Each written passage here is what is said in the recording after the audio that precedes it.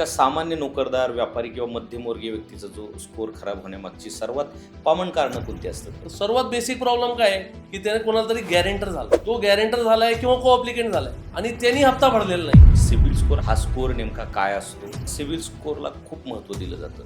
Bank या स्कोरमधून नेमकं काय समजून घेते आणि हा स्कोर कमी असला तर बँक का घाबरते? त्याच्या आधी तुम्ही जे काही लोन घेतलं होतं त्याचे इन्स्टॉलमेंट व्यवस्थित भरले का नाही, त्याच्यावरती तुमचा क्रेडिट स्कोर जो असतो तो व्हॅरी करतो. गुड सिबिल स्कोर किती असतो आणि वेगवेगळ्या लोनसाठी त्याचं निकष बदलतात. लोनची अमाऊंट किती आहे, त्यांनी कसं भरलंय आणि किती महिन्यासाठी घेतलं होतं, इंटरेस्ट रेट काय आहे, याच्यावरती ते सगळं कॅल्क्युलेट केलं जातं. हा माझा जवळचा आहे, हा माझा मित्र आहे किंवा नात्यात, म्हणून स्वतःच्या नावावर लोन काढून लोकांना दिलं जातं आणि त्या लोनचे हप्ते बाउन्स होतात. नंतर जेव्हा मी सिबिल स्कोर चेक करतो किंवा लोन घ्यायला जातो, अडचणी येतात, तेव्हा त्याच्या लक्षात येतं, अरे इथं खूप मोठी चूक झाली, आता काय करायचं. बिझनेस कॅटेगरीमध्ये पण सिबिल स्कोर असतो का? सिक्युअर्ड लोन आणि अनसिक्युअर्ड लोन अशा दोन प्रकारचे लोन असतात. बिझनेस लोनसाठी 10 पर्यंत स्कोर असतो. म्हणजे हा काय विषय? आपण जे गुगल पे, फोनपे वापरतो तिथंही एक सुविधा आहे सिबिल स्कोर चेक करण्याची. मग आता तिथं चेक जरी केला तरी सिबिल स्कोर कमी, त्याच्यावर परिणाम जाणवतो. ऑफिशियल वेबसाईटवरती जाऊन सिबिल स्कोर चेक केला. पण आपल्याच नावावर कुठेतरी लोन काढले तर अशा केसेस मार्केटमध्ये आहेत. हे सगळं सिस्टममध्ये टाकल्यामुळं ते सगळे हे जे फ्रॉडचे प्रकार आहेत ते कमी झाले. साधारण हा हाय रिस्क जो इंटरेस्ट रेट आहे तो किती असतो? सिक्युअर्ड लोनमध्ये रेट ऑफ इंटरेस्ट 9.5च्या पुढंच, तर तो 18पर्यंत पण जाऊ शकतो. क्रेडिट कार्ड घेतलं पाहिजे की नाही आणि जर घेतलं तर ते कसं वापरलं पाहिजे? सर, क्रेडिट कार्ड घेतलं पाहिजे की नाही, तर याच्यामध्ये दोन्ही ऑप्शन, घ्यायलाही हवं आहे, नाही घ्यायला हवं. ज्याला फायनान्शियल नॉलेज नाही आहे त्यांनी क्रेडिट कार्ड वापरू नये. एखाद्याचा सिबिल स्कोर पूर्ण 600च्या आसपास आहे, फार खराब आहे, तर त्याला लोन मिळू शकतं का?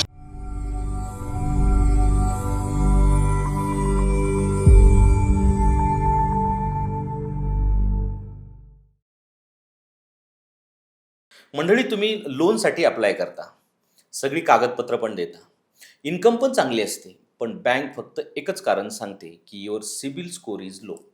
पण हा सिबिल स्कोर नेमका असतो तरी काय, तो खराब का होतो आणि सर्वात महत्त्वाचं, सिबिल स्कोर जर खराब असेल तर लोन मिळू शकतं का? तर मंडळी, हा आजचा पॉडकास्ट प्रत्येक त्या व्यक्तीसाठी आहे ज्याचं लोन रिजेक्ट झालेलं आहे, ज्याला EMIचा ताण आहे किंवा ज्याला वाटतं की आता बँक आपल्याला कधीच लोन देणार नाही. तर नमस्कार मंडळी, मी PK भांडवलकर, सत्तावनच्या व्यासपीठावर पुन्हा एकदा तुम्हा सर्वांचं मी मनपूर्वक स्वागत करतो. मंडळी, आज आपण बोलणार आहोत एका अशा विषयावर जो लाखो लोकांच्या आयुष्याशी जोडलेला आहे, सिबिल स्कोर आणि लोन अप्रूव्हल. आज आपल्या सोबत आहेत लोन इंडस्ट्रीमध्ये अनेक वर्षाचा अनुभव असलेले, लोकांना योग्य मार्गदर्शन करून लोन मिळवून देणारे आणि आर्थिक अडचणीतून बाहेर पडण्यासाठी मदत करणारे गिरीश टोलीवाल साहेब. तत्पूर्वी मंडळी, जर चॅनलला अजून सबस्क्राईब केलं नसेल तर सबस्क्राईब करून घ्या आणि बेल आयकॉन दाबायला विसरू नका, म्हणजे येणारा एपिसोड तुमच्यापर्यंत पोहोचेल. गिरीशजी नमस्कार. नमस्कार सर. तुमचं 57च्या व्यासपीठावर खूप खूप स्वागत. खूप खूप धन्यवाद सर. खरं तर आज तुम्ही पॉडकास्टसाठी जो विषय घेतला आहे तो खूपच महत्त्वाचा आहे आणि त्याबद्दल तुम्ही मला बोलवलं, त्याबद्दल खूप खूप धन्यवाद तुमचं. थँक्यू. कसे आहात? एकदम मजेत सर. कारण आपण जो आज विषय चर्चा करणार आहोत तो सामान्य लोकांच्या खूप कामाचा आहे, महत्त्वाचा आहे. आता मी सुरुवातीलाच तुम्हाला जाणून घेऊ इच्छितो की सर्वात आधी अगदी बेसिक प्रश्न येतो की सिबिल स्कोर हा शब्द आज प्रत्येकजण ऐकतो, पण सामान्य माणसाला अजूनही तो नीट समजलेला नाही. हा स्कोर नेमका काय असतो, तो कोण तयार करतं आणि एक व्यक्तीच्या आर्थिक आयुष्यावर त्याचा इतका मोठा परिणाम का होतो? क्रेडिट स्कोर म्हणजे खरं तर आपली क्रेडिबिलिटी जी आहे ती त्याच्यावरनं तपासली जाते. आपण काय म्हणतो, आपल्या डॉक्युमेंटवरती आपलं लोन मिळतं. आज मार्केटमध्ये काय आहे की प्रत्येक डॉक्युमेंटवरतीच तुमचं लोन किंवा तुमची क्रेडिबिलिटी ठरवली जाते. तुम्ही बेसिक प्रश्न अगदी बरोबर विचारला की क्रेडिट स्कोर कसा असावा किंवा काय असलं पाहिजे. क्रेडिट स्कोर चांगला करण्यासाठी काय काय करता येईल त्याबद्दल मी तुम्हाला सांगेलच, पण क्रेडिट स्कोर किंवा क्रेडिट रिपोर्ट जो आहे आपला तो चांगला ठेवण्यासाठी आपण आपले लोन जे आहेत इन्स्टॉलमेंट ते व्यवस्थित भरले पाहिजे. गिरीजी, जेव्हा एखादी व्यक्ती लोनसाठी अप्लाय करते तेव्हा बँक इन्कम बघते, जॉब आणि डॉक्युमेंट्स सगळं बघते, पण त्याचबरोबर सिबिल स्कोरला खूप महत्त्व दिलं जातं. बँक या स्कोरमधून नेमकं काय समजून घेते आणि हा स्कोर कमी असला तर बँक का घाबरते? सिबिल स्कोर जाणून घ्यायचं कारण असं बँकेचं की याच्या आधी तुम्ही जे काही लोन घेतले होते त्याचे इन्स्टॉलमेंट व्यवस्थित भरले का नाही, त्याच्यावरती तुमचा क्रेडिट स्कोअर जो असतो तो व्हॅरी करतो. बरोबर. याच्यामध्ये सर्वात महत्त्वाचा जो विषय आहे की म्हणजे क्लायंटनी लोन घेतलंय आणि बँक त्याचे जेव्हा डॉक्युमेंट्स घेते तर त्याचा स्कोअर 750, 800 अशा वेगवेगळ्या प्रकारचे स्कोरिंग होतं. त्याच्यामध्ये 2 प्रकारचे स्कोअर असतात. एक पर्सनल लोनचा स्कोअर असतो, एक होम लोनचा असतो. म्हणजे एक सिक्युर्ड लोनचा आणि एक अनसिक्युर्ड लोनचा, असे 2 प्रकारचे स्कोअर त्या स्क्रीनवरती दिसतात. तर त्याच्याप्रमाणे बँक आपलं लोन कसं द्यायचं किंवा किती द्यायचं हे ठरवते. आणि एक इंटरनल स्कोअर सुद्धा असतो बँकेचा. बँक आपलं स्कोरिंग सुद्धा करते, त्या स्कोअरमध्ये सुद्धा तो क्लायंट मॅच झाला पाहिजे. म्हणजे इंटरनल स्कोर म्हणजे काय कळलं नाही मला. ब्युरो रिपोर्ट म्हणून असतो. तो बँकेचा स्वतःच्या एका म्हणजे प्रत्येक क्लायंटचा तो इंटरनल स्कोअर ते कॅरी करतात. त्याचं 6च्या पुढे स्कोअर असला पाहिजे. काही बँकांमध्ये 5 पर्यंत असला पाहिजे, काहीपर्यंत 8 असला. तो कसा असतो तो बँकेच्या म्हणजे असं प्रत्येक बँकेचं आपल्याला ठरलेलं आहे की ते कसं काढायचं. त्याच्याबद्दल खूप जास्त माहिती कोणालाच नसते. पण क्रेडिट स्कोअर कसा वाढवायचा किंवा कमी करायचा याबद्दल आपण सगळ्या जणांना माहिती असते किंवा आपण सांगू शकतो नॉर्मली. बरोबर. आता लोकांमध्ये खूप कन्फ्युजन असतं की कोणी म्हणतं 750चा स्कोर चांगला, कोणी म्हणतं 800 पाहिजे. तर खरंच एक हेल्दी किंवा गुड सिबिल स्कोर किती असतो आणि वेगवेगळ्या लोनसाठी त्याचं निकष बदलतात का? अगदी बरोबर. त्याचं निकष बदलतात. कधी कधी काय होतं, क्लायंट आता मार्केटमध्ये जे काही सगळ्या रुमर्स असतात की लोन घेतलं तर तुझा स्कोअर काय वाढेल कमी होईल. तर तो एखादा लोन घेतो आणि भरतो नियमितप्रमाणे भरतो आणि थांबून जातो. दुसरं काही लोन घेत नाही किंवा कुठलेही अजून क्रेडिट कार्ड घेत नाही. तर त्याच्यामुळे त्याचा सिबिल स्कोअर वाढतो असं नाही होत. एखादं लोन घेतलं आणि तुमचं सिबिल स्कोअर 800च्या पुढे होईल असं होत नाही.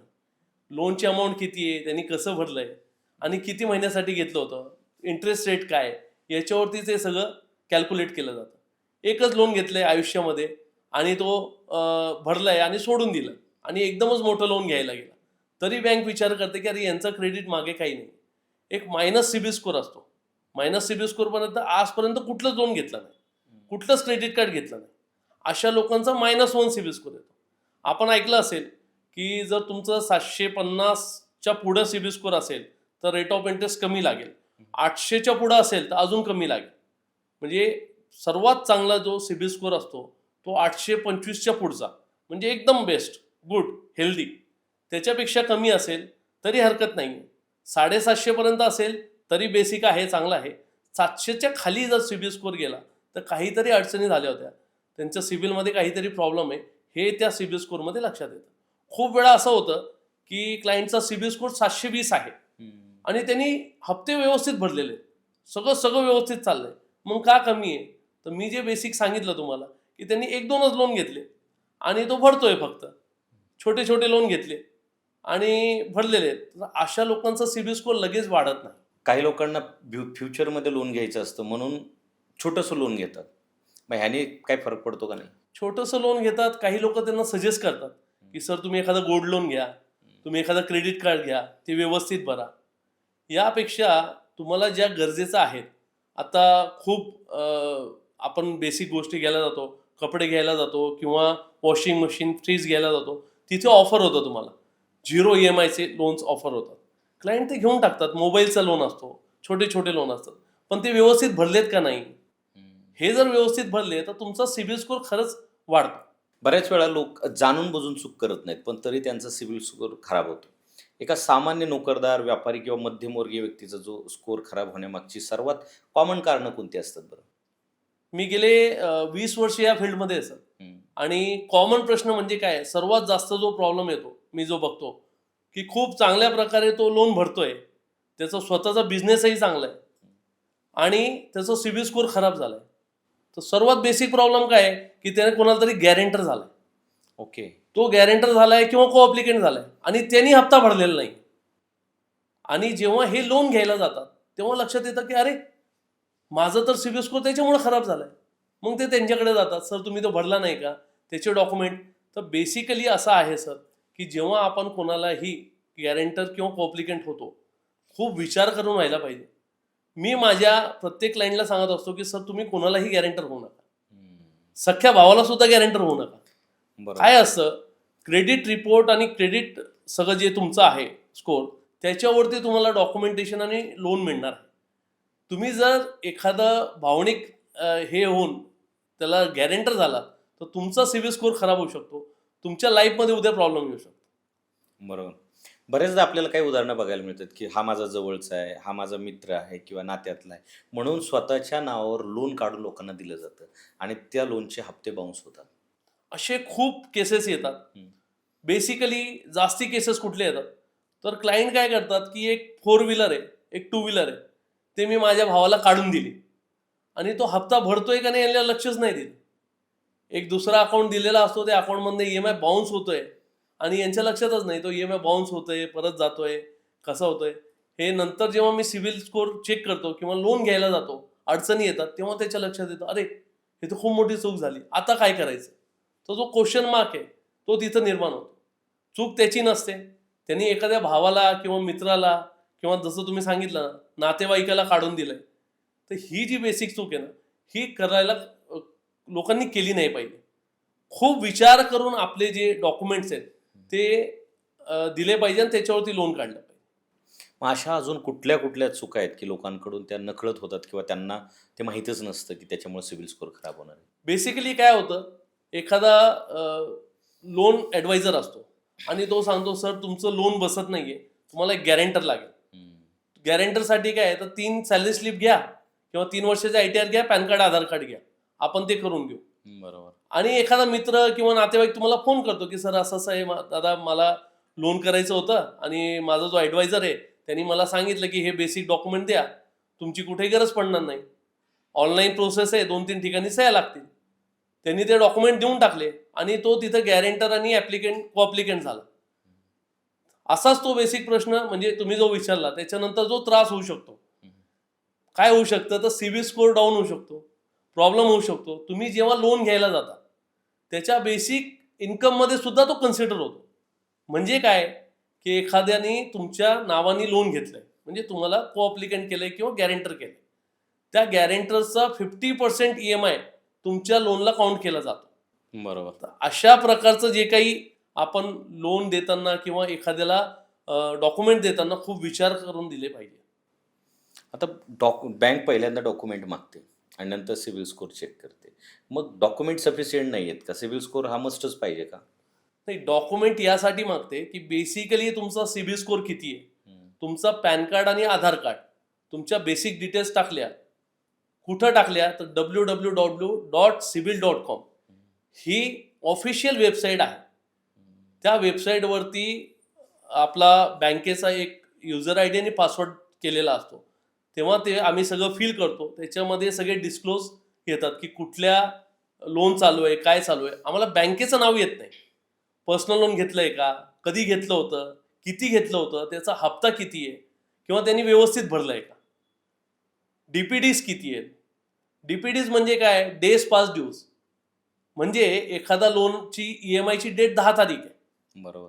आणि त्यांनी तो हप्ता भरलाय 15 तारखेला, तर काय झालं, 5 दिवसाचा त्याचा DPD झाला. बेसिक चुका लोक करतात. छोटीशी चूक मी तुम्हाला सांगतो सर. एक माझे क्लायंट होते, त्यांचं बँकेतून लोन घेतलं, गव्हर्नमेंट बँकेतनं लोन घेतलं होतं, त्यांचं ॲग्रीमेंट साईन झालं. त्यांना बँकेने विचारलं, सर तुमचा हप्ता किती तारखेचा ठेवायचा, तर 3 तारखा असतात, 1, 5, 10. तर ते म्हणले, सर 10 तारखेचा ठेवा. गव्हर्नमेंट बँकेमध्ये अजून ऑप्शन असतात, 15 तारखेला किंवा 20 तारखेला ठेवू शकतो. ते म्हणते 10 तारखेचा ठेवा. क्लायंटनी ओके केलं, त्यांनी पण 10 तारखेचा EMI लावला आणि तो दर महिन्याला भरत होता. त्याचं कधीही कुठं म्हणजे एकही EMI बाउन्स नव्हता. पण सिबिलमध्ये 10 दिवस 15 दिवस DPD दाखवत होता. तो बँकेत गेला, विचारलं की सर हे असं का दिसतंय, तर त्यांनी सांगितलं की सर तुमचं जे इंटरेस्ट लागतोय तो 31 तारखेपर्यंतचा लागतोय आणि 31 तारखेचा EMI तुम्ही 10 तारखेला भरताय. तर हे 10 दिवसाचं जे DPD झालं त्याच्यामुळेही तुमचं सिबिल स्कोर कमी होऊ शकतो. आणि हा झाला पर्सनल सिबिल स्कोर. आता बिझनेस कॅटेगरीमध्ये पण सिबिल स्कोर असतो का? बिझनेस कॅटेगरीमध्ये आणि सिक्युअर्ड आणि अनसिक्युअर्ड, मी पहिल्या याच्यामध्ये आपल्याला सांगितलं की सिक्युअर्ड लोन आणि अनसिक्युअर्ड लोन अशा 2 प्रकारचे लोन असतात. सिक्युअर्ड लोन म्हणजे काय की एखादी मालमत्ता, जसं होम लोन दिलंय, लोन अगेन्स्ट प्रॉपर्टी दिली आहे, काहीतरी तुम्ही बँकेकडे दिलेलं आहे, गहाण ठेवून लोन घेतलेलं आहे, त्याला बरोबर. सिक्युर्ड लोन म्हणतात. अनसिक्युर्ड लोन म्हणजे काय, फक्त बेसिकली तुमच्या डॉक्युमेंटवरती लोन मिळालेलं. ओके. त्याच्यामध्ये जर सॅलरीड कस्टमर असेल, ज्याला सॅलरी मिळते, अशा लोकांना पर्सनल लोन दिलं जातं. आणि जे बिझनेसमॅन आहेत त्यांना ITR वरती, त्यांच्या इन्कमवरती, त्याच्यावरती लोन दिलं जातं, त्याला बिझनेस लोन म्हणतात. अशा 2 प्रकारचे लोन असतात, सिक्युर्ड लोन आणि अनसिक्युर्ड लोन. बरोबर. मग आता बिझनेसचं जो आपण म्हणतो ना, की पर्सनल लोन घ्यायचे किंवा एखाद्या व्यक्तीवर तर 750-800 स्कोर असं. पण बऱ्याचदा मी ऐकतो, की बिझनेस लोनसाठी 10 पर्यंत स्कोर असतो. मग हा काय विषय आहे? बिझनेस लोनसाठी 10 पर्यंत स्कोर असतो. हं, म्हणजे नक्की काय, हं, 10 पर्यंत स्कोर नाही, 700च्या पुढे, 600च्या खाली किंवा -1 असे 5-6 प्रकारचे सिबिल स्कोर येतात. भरपूर क्लायंट काय करतात बिझनेस लोन घेताना, किंवा ॲडवायझर जे असतात, जे लोन ॲडवायझर, आमच्यासारखे जे लोन ॲडवायझर असतात, ते बिझनेसमॅनला काय सांगतात, सर तुम्हाला लोन किती रिक्वायर्ड आहे. हं, ते सांगतात मला 1 कोटीचं लोन रिक्वायर्ड आहे अनसिक्युर्डमध्ये. हं. पण बेसिकली तुमच्या डॉक्युमेंटवर किती बसतंय, तर 20 लाखाचं मिळतं. तर एक काम करूया सर, मल्टी फंडिंग करूया. मल्टी फंडिंग म्हणजे काय, एकाच दिवशी एकाच टायमाला 5 बँकेतनं लोन करून द्यायचं. ओके. म्हणजे ते सिबिलला हिट होणार नाही, त्याच्या आधी मी तुम्हाला लोन करून देईन. पण या सगळ्या गोष्टी करत असताना क्लायंटचा विचार करणं गरजेचं आहे, क्लायंटना अवेअरनेस देण्याचं गरजेचं आहे. ते 1 कोटीचं लोन भेटत असेल तर तो घेतो, पण त्याचा EMI जे भरणं आहे, ते जे बर्डन आहे, त्याचा विचार करणं खूप गरजेचं आहे. खूप क्लायंट असे असतात की सर नाही मला मल्टी फंडिंग करून द्या, कारण ते त्यांच्या लक्षात आलेलं असतं, मार्केटमध्ये 2-3-4 लोकांना भेटलेले असतात.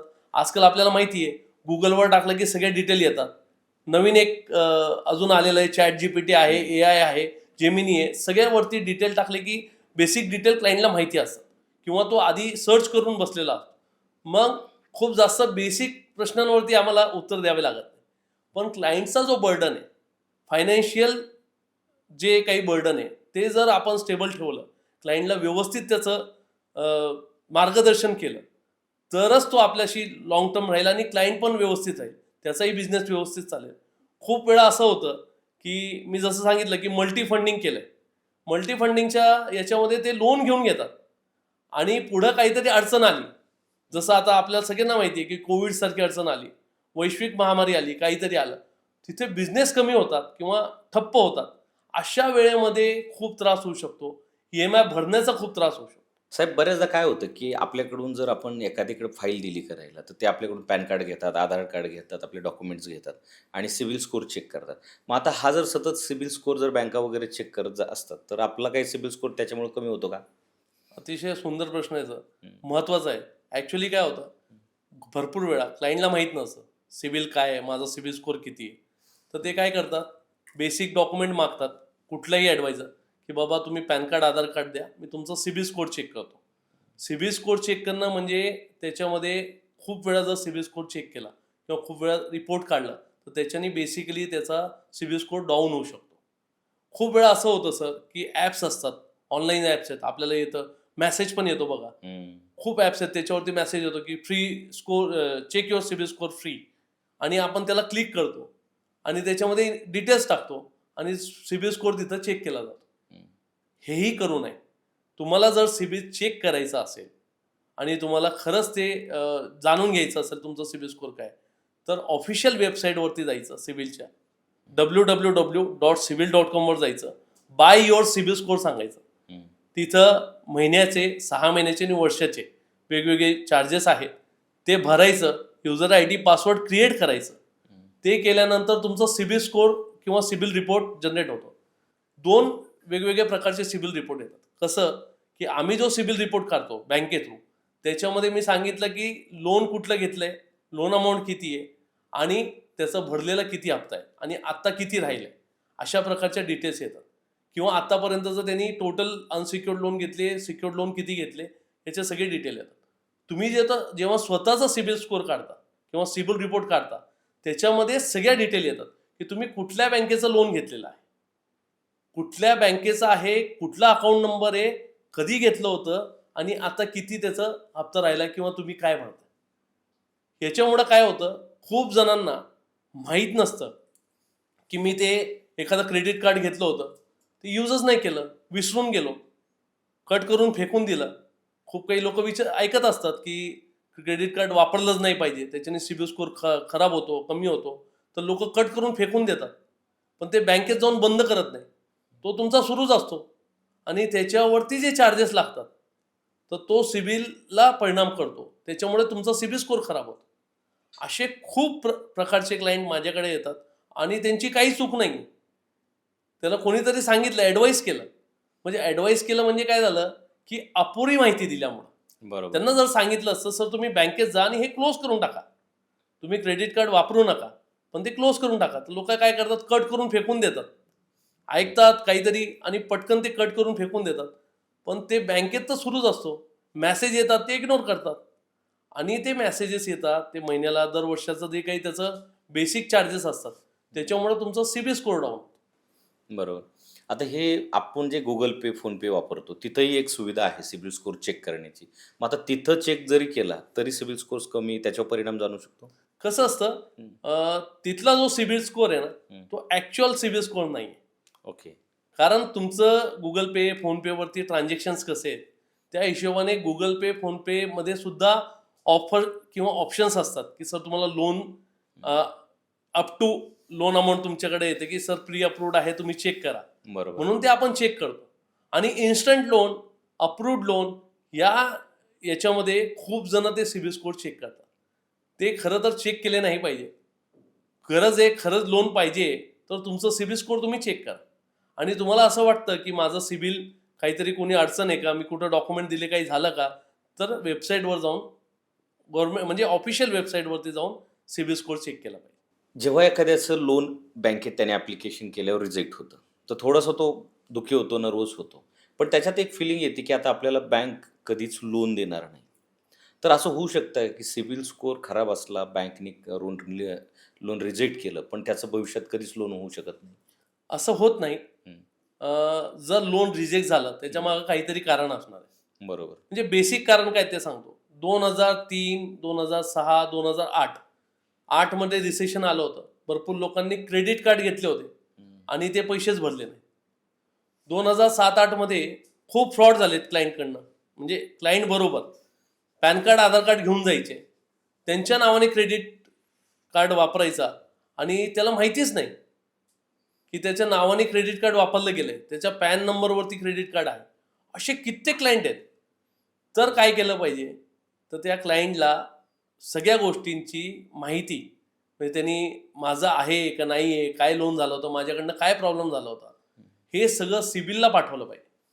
सिबिलच्या वेबसाईटवर जाऊन सिबिलचं एक बेसिक जो आपला टोल फ्री नंबर किंवा आपण जे म्हणतो की कस्टमर केअरचं कॉन्टॅक्ट डिटेल्स तिथे येतात.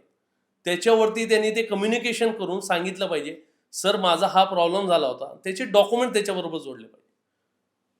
खूप वेळा असं होतं की हे तर वैश्विक मारामारी झाली किंवा रिसेशन आलं, तर त्यावेळेस क्लायंटचा प्रॉब्लेम झाला, हे बँक समजून घेते आणि त्यांना लोन देते.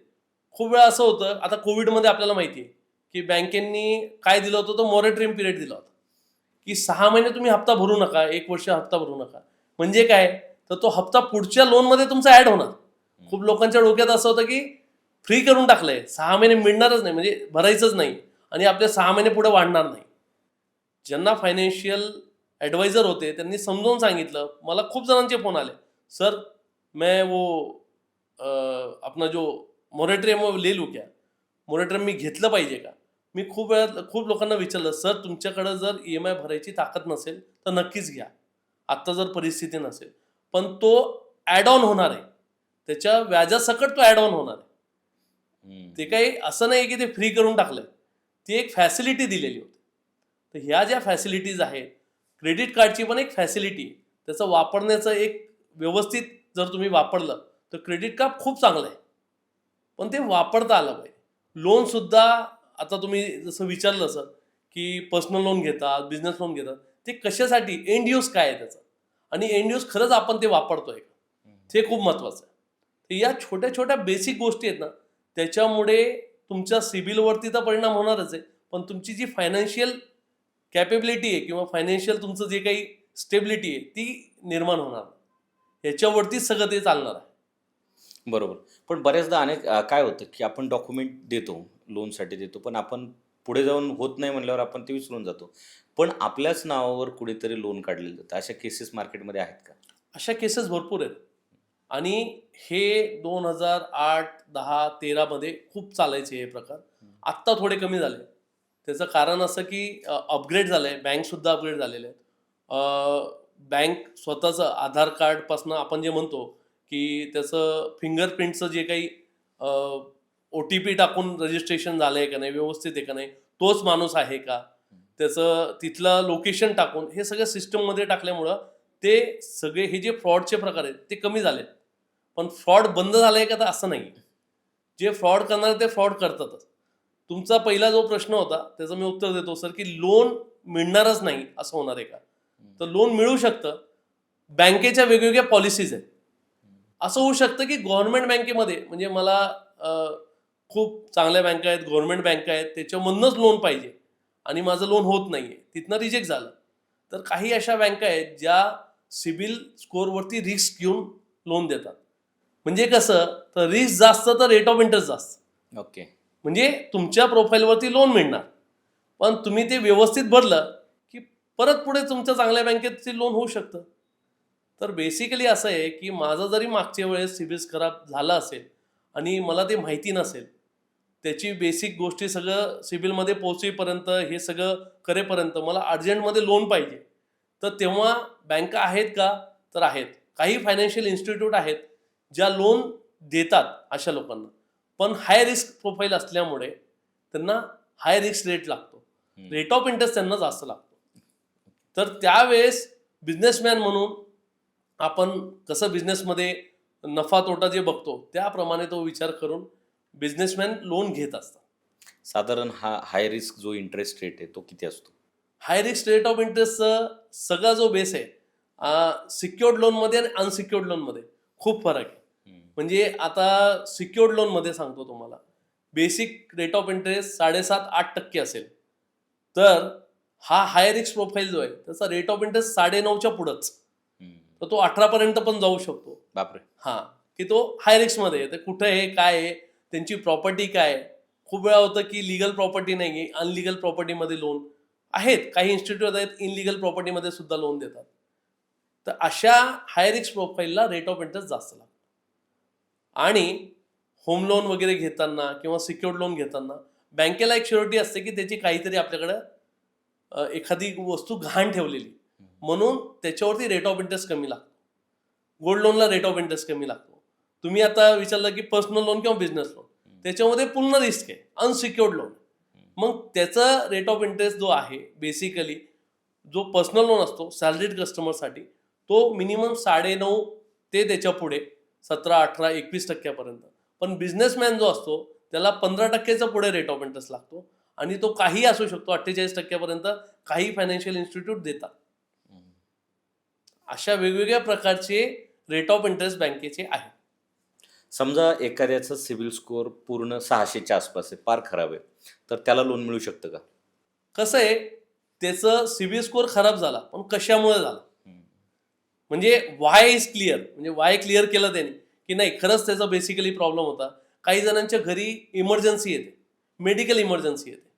आता काही जणांचे जॉबच चालले गेले, पण त्याच्याकडे डॉक्युमेंट्स आहेत की नाही सर खरंच मला या पिरियडमध्ये असं असं झालं होतं, त्यानंतर मी व्यवस्थित भरलेले आहेत, फक्त त्या पिरियडमध्ये मी लोन भरू शकलो नाही.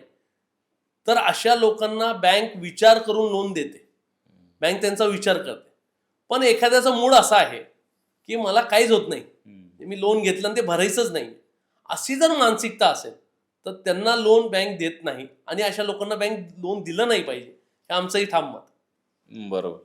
आता हे झालं पर्सनल लोन, बिझनेस लोन, पण बऱ्याच गव्हर्नमेंट स्कीमा काढत असतं. आता CME-GPची आहे किंवा PME-GPची आहे, तर इथं अनसिक्युर्डच म्हटलं पाहिजे, इथं काहीच द्यायची गरज लागत नाही बरोबर. आणि बिनव्याजी पण असतं बऱ्यापैकी किंवा सूट असते. तर ह्या ज्या स्कीम असतात, तर ह्याला सिबिल स्कोअरचं काय मर्यादा आहेत किंवा कितीच्या पुढे लागतो? ह्या ज्या स्कीम असतात गव्हर्नमेंटच्या, बेसिकली त्या सगळ्या स्कीम बँकेच्या थ्रूच ते रन होतात. आमच्यासारखे जे ॲडवायझर आहेत ते फक्त ॲडवाईज करू शकतात की सर तुम्ही कुठलं लोन घ्यायचंय काय. याच्यामध्ये स्कीम सगळ्या ऑनलाईन असल्यामुळे आता एक तुम्हाला बेसिक गोष्ट सांगतो की वेबसाईटवरती सगळं त्याच्या डिटेल्स असतात बरोबर. आणि त्या डिटेलप्रमाणे तुम्ही जर त्याच्यावर क्वालिफाय होत असाल तर गव्हर्नमेंटच्या खूप चांगल्या चांगल्या स्कीम आहेत, त्याच्यामध्ये लोन मिळू शकतं. आणि त्याचं जसं तुम्ही सांगितलं की रेट ऑफ इंटरेस्ट सुद्धा कमी असतो आणि बिनव्याजी पण असतात. तर हे त्या वेबसाईटवरती जाऊन तुम्हाला चेक करता येईल. बऱ्याचदा असं होतं की बँक लोन रिजेक्ट करते, पण ज्या एजन्सीज असतात, ज्या लोन मिळवून देतात, जे ॲडवायझर असतात, ते मात्र लोन त्याला सँक्शन करून देतात. तर सामान्य माणसाचा गोंधळ होतो की बँकेने तर रिजेक्ट केलं, पण मला ह्यांनी कसं मिळवून दिलं? हा काय प्रकार आहे?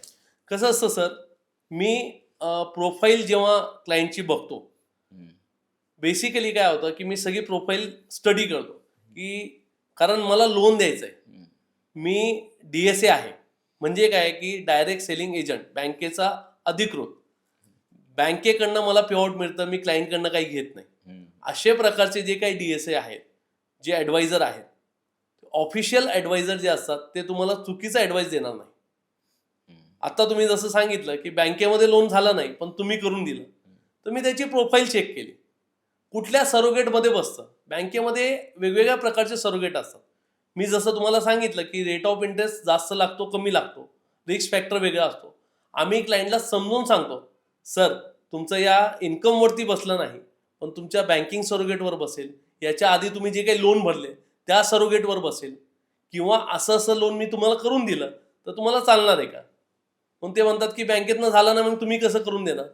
तर हा जो बेसिक प्रश्न आहे, आम्ही ती प्रोफाईल व्यवस्थित त्याची बघतो, त्याचा आम्ही अभ्यास करतो आणि अभ्यास केल्यानंतर हे सगळं सांगतो त्यांना की सर या लोनमध्ये एवढं बसणार आहे, या बँकेतनं एवढं बसेल, रेट ऑफ इंटरेस्ट हा असेल, थोडाफार जवळपास मागे पुढं होऊ शकतो, पण बेसिक आयडिया सगळे त्यांना देतो आणि त्यांनी ॲग्री केलं तरच आपण प्रोसेस करतो. मग आता ह्यात कुठले कुठले ऑप्शन्स असतात जे लोन घेण्याचे?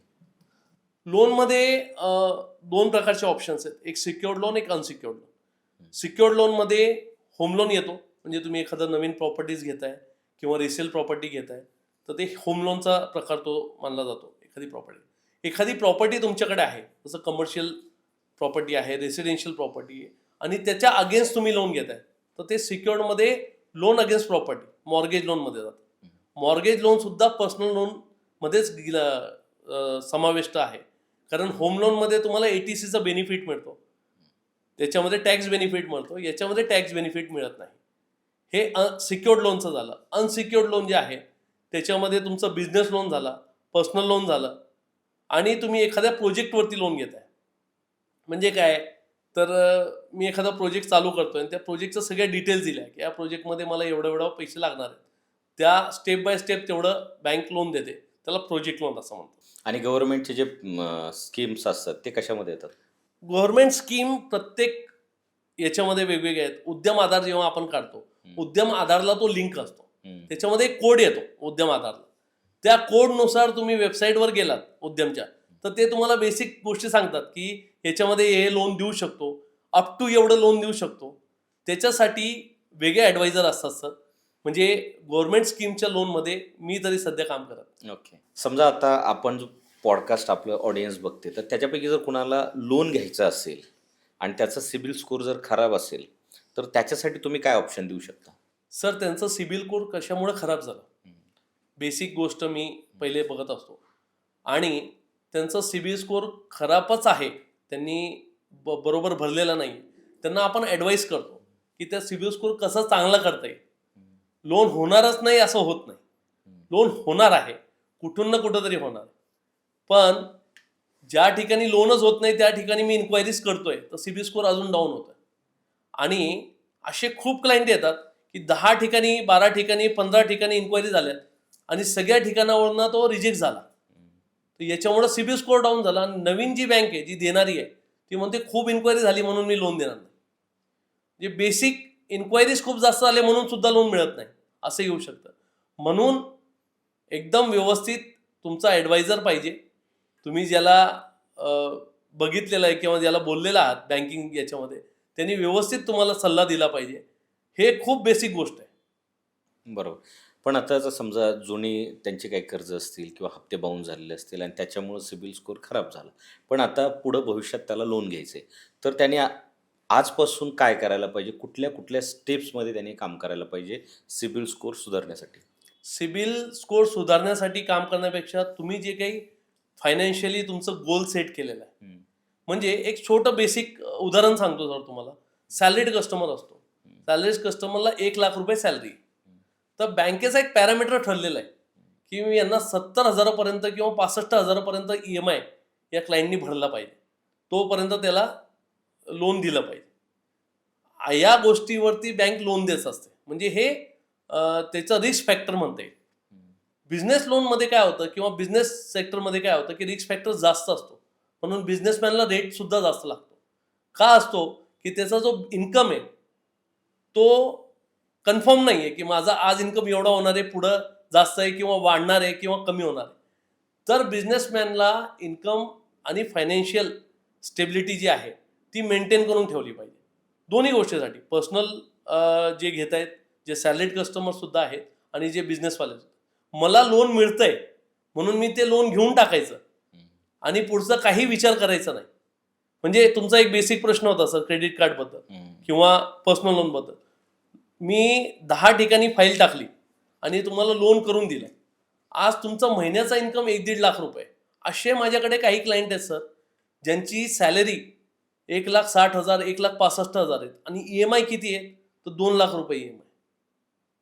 त्यांच्या सॅलरीपेक्षा EMI जास्त आहे. तर काही फायनान्शियल इन्स्टिट्यूट असं आहे की तुम्ही भरताय ना, तुम्हाला इन्स्टा लोन देणार, तुम्हाला लगेच लोन देणार की 5 सेकंदात तुमच्याकडे लोन येणार.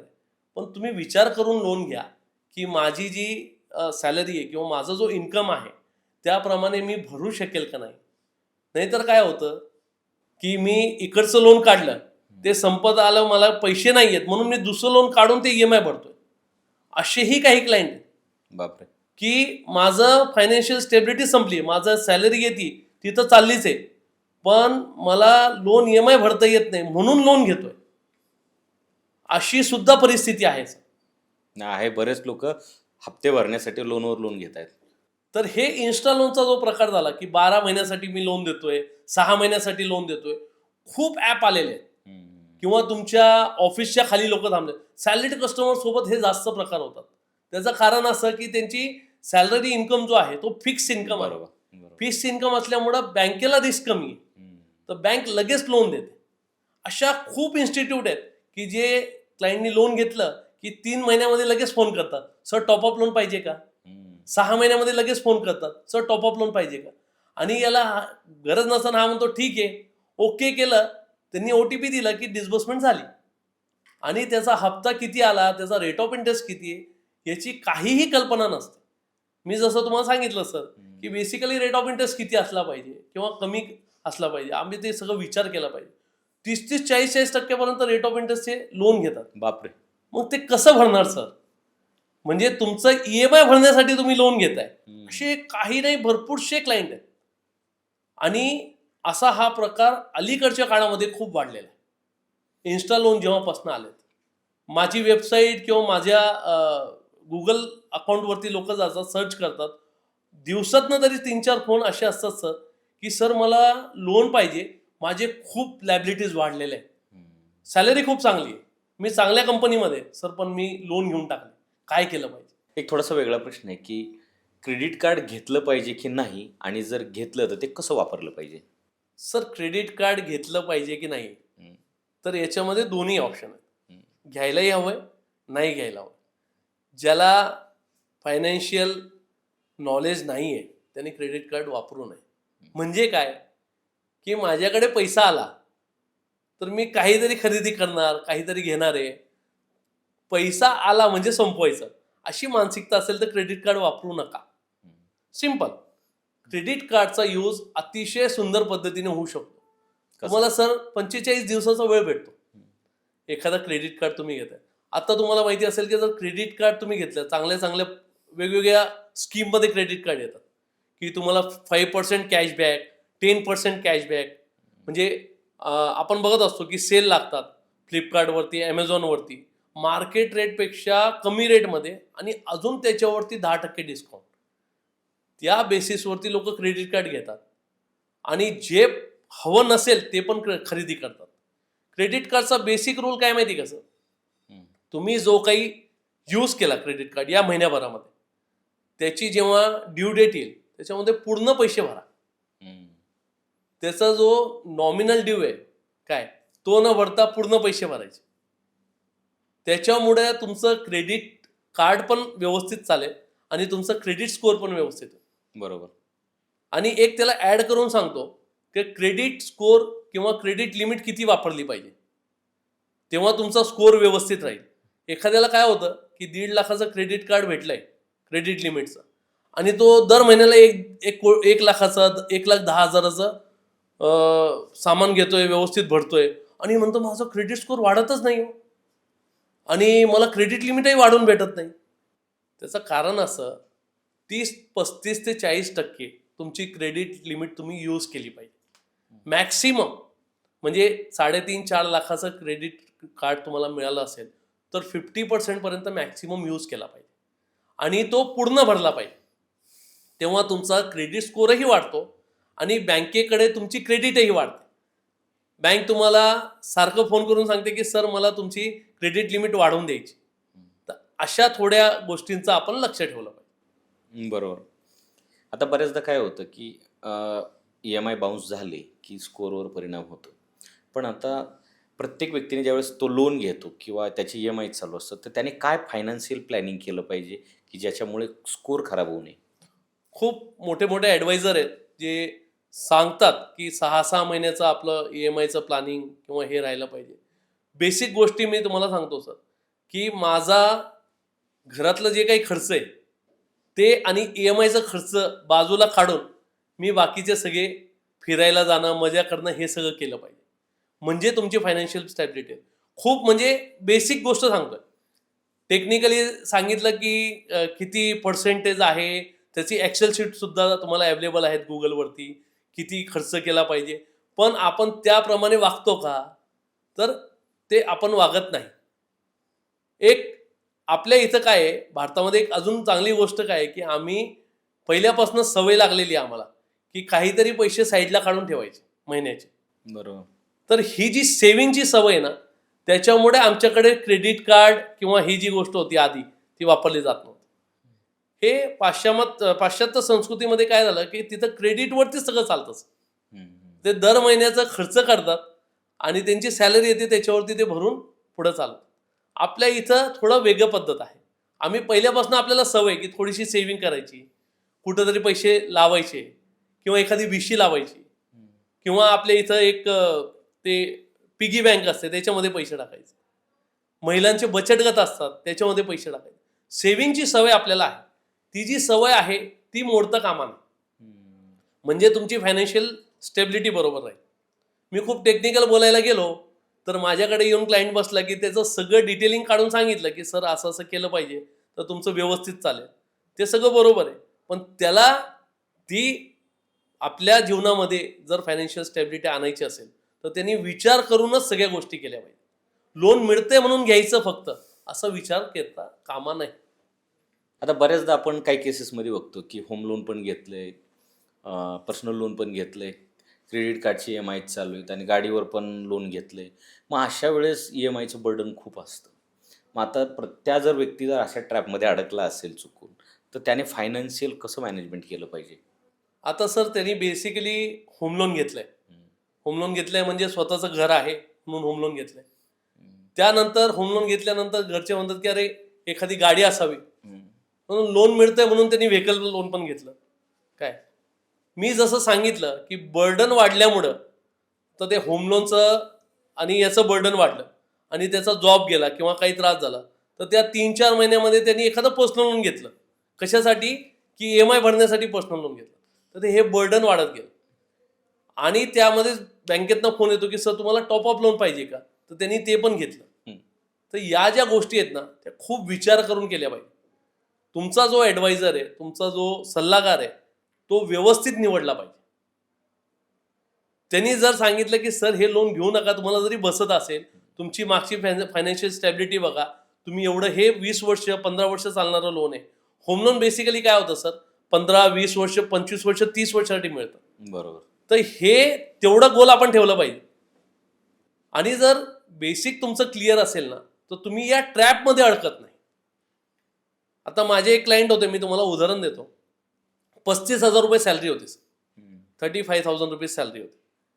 त्यांचा मला फोन आला, एकदम जवळचे मित्र माझे.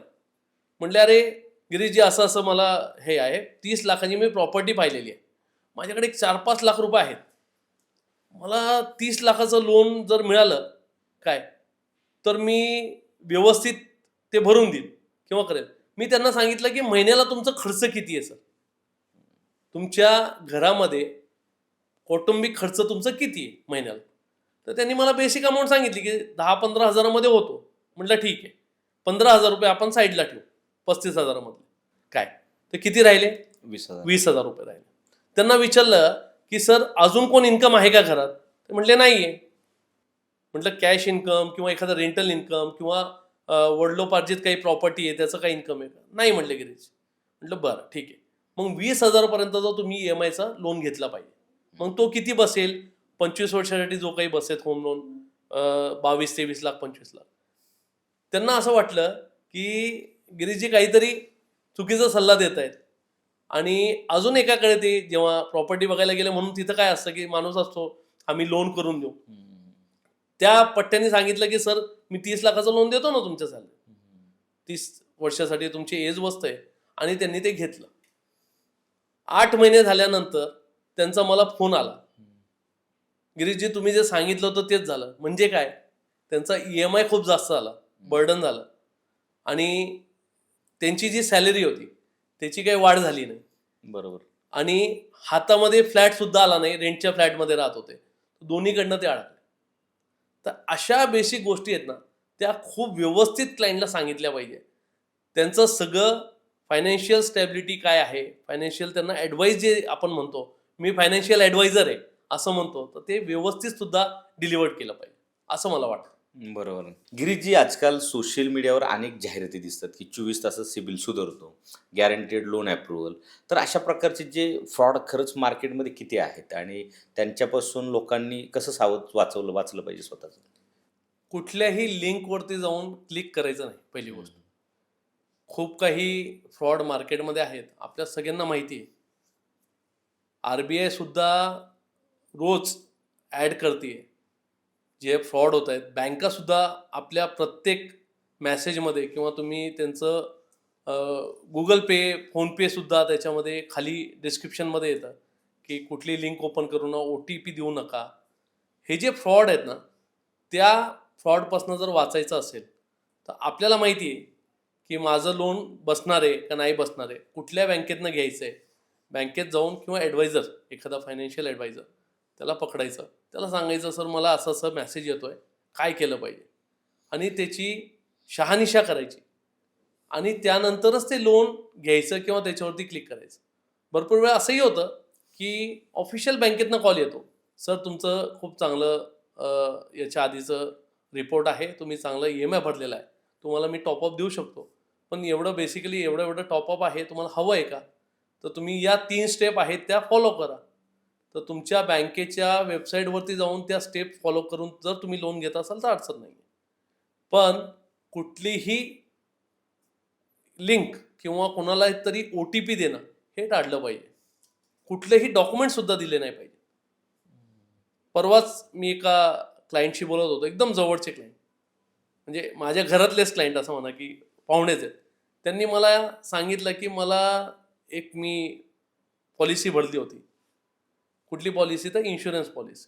त्याचा एकच हप्ता भरला आणि त्यानंतर मी काही भरलं नाही, ते माझ्या लक्षात राहिलं नाही किंवा ते मला भरता नाही आलं. तर मला आता तिथनं फोन येतोय की सर आपने वो हफ्ता भरा था, उसका अभी 1.5 लाख रुपए हो गया, 50,000 आपने भरा था, पॉलिसी लिया था आपने, उसका इन्वेस्टमेंट किया था, तो 1.5 लाख रुपए हो गया है. तो मैं बैंक से बोल रहा हूँ, मेरा एम्प्लॉय ID नंबर ये है, क्या आप जाके 1 लाख रुपए भरिए, 6 महीने बाद में आपको 1 लाख प्लस वो पहले का जो 1.5 लाख है वो मिलेगा. मग मला त्यांनी सांगितलं की असं असं आहे. मी लगेच बँकेत फोन केला. ते म्हणले नाही, पॉलिसी टर्मिनेट होते. बँकेकडे पॉलिसी टर्मिनेट होते एकच हप्ता भरला असेल तर. बेसिक असं आहे की कमीत कमी 3 वर्ष भरले पाहिजे, असा रूल आहे. तर ती पॉलिसी कंटिन्यू राहील किंवा ती लॅप्स होईल. टर्मिनेट झालेले पॉलिसीचे पैसे मिळत नाहीत आणि हे काही पुढचे 1,00,000 रुपये भरायला लावतात, ते जर भरले तर तो फ्रॉड असू शकतो. मग मी त्यांना सजेस्ट काय केलं, तर तुम्ही बँकेत जा, तुमचा पॉलिसी नंबर दाखवा. बँकेतल्या मॅनेजरनी, बँकेतल्या ॲडवायझरनी तुम्हाला सांगितलं की सर हे तुमचं सगळं आहे, त्याच्यावर मेलवर मागून घ्या की सर एवढा एवढा हप्ता भरायचा आहे आणि मला एवढे पैसे मिळणार. हे पॉलिसीबद्दल का सांगितलं सर, असं लोनमध्ये सुद्धा होतं. खूप वेळा काय होतं की सर तुम्ही 3,00,000चं लोन घेतलं होतं, मी तुम्हाला एक लिंक शेअर करतोय, तुम्ही खूप चांगलं भरलं, 6,00,000 रुपये तुम्हाला प्री अप्रूव्ड होते काय, आणि त्याचा रेट ऑफ इंटरेस्ट 5% आहे. आता तो फ्लॅट आहे का रिड्यूसिंग आहे हे काही बाकीचं सांगत नाही. आणि सर आप आगे आगे स्टेप कीजिए, देखिए आप, मैं आपको बताते जाता हूँ, आप वहाँ पे अपलोड कीजिए, आपको इमीडिएट अकाउंट में पैसा आ जाएगा.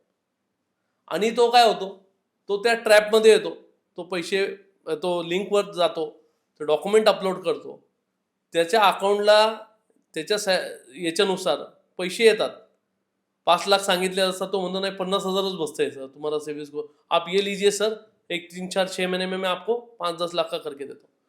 आणि तो क्लिक करतो, तो पेमेंट अकाउंटला येतं, त्याच्यामध्ये जे काही प्रोसेसिंग फीज असते, जे काही इन्शुरन्स असतं ते कट होऊन, म्हणजे जवळपास 4-5 हजार रुपये कट होऊन ते अकाउंटला येतात.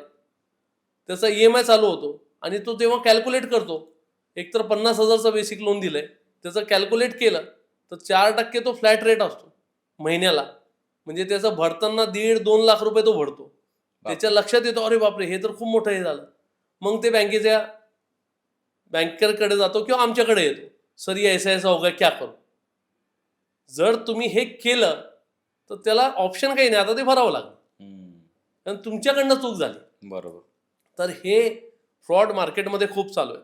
मोठ्या मोठ्या म्हणजे अशा केसेस येतात जे चांगले डॉक्टर आहेत, MBBS आहेत, MD आहेत, PhD झालेले प्रोफेसर आहेत, त्यांना लोक या जाळ्यामध्ये घेतात कि नहीं सर आपका बेसिक ऐसा ऐसा है, आप मुझे डॉक्युमेंट दीजिए और आपका लोन हो जाएगा. तर हे सगळं टाळलं पाहिजे.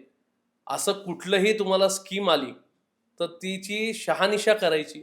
तुमचा जो फायनान्शियल ॲडवायझर आहे त्याच्याकडे जायचं, व्यवस्थित बोलायचं की सर हे असं असं आलेलं आहे, सगळ्या नॉलेज घेऊनच ते पुढे जायला. गिरीश जी, आपल्याला मार्केटमध्ये पाहायला मिळतं की बऱ्याच बँकांच्या रिलेटेड असतील किंवा ह्याच्यात की लोनचे एजंट, लोन मिळवून देणारे लोक भरपूर आहेत, पण तिथं खूप मोठी फसगत होते जर योग्य एजंट म्हणा किंवा ॲडवायझर आपल्याला मिळाला नाही तर.